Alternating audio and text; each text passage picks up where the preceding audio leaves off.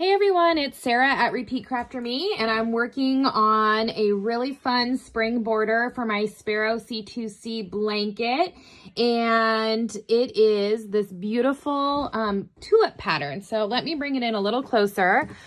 Really simple actually. So I'm going to have the written pattern for you, but I have, I started with the yellow, but really what you can do is I just have with the brown 2 rounds of single crochets in brown all the way around, and then I went ahead with the green and I made V-stitches. I skipped 2 stitches and a V-stitch, skip 2 and a V-stitch, and a V-stitch is just a double crochet, a chain 1, and a double crochet all in 1 stitch.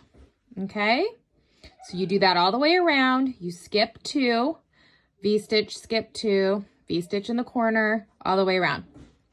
Then you add in your pink yarn or whatever color you want your tulips to be. So obviously I just started, and all we're doing is making a puff stitch in each middle V-stitch. So where that chain 1 was in your V-stitch, that's where you're making a puff stitch, and then you chain 2. So let me just show you this real quick.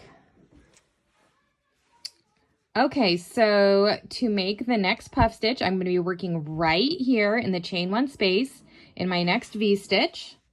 Okay, so I'm going to yarn over, I'm going to insert my hook and pull up that yarn. Yarn over, pull up the next. Okay, we're going to do 2 more times. Yarn over, 1 more time. Okay. Yarn over and pull through all those loops, and then chain 2. Let's do that again. 1, 2, 3, and 4.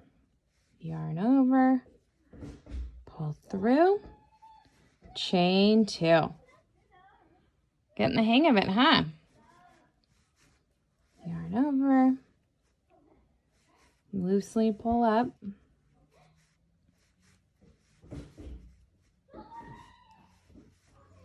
Okay,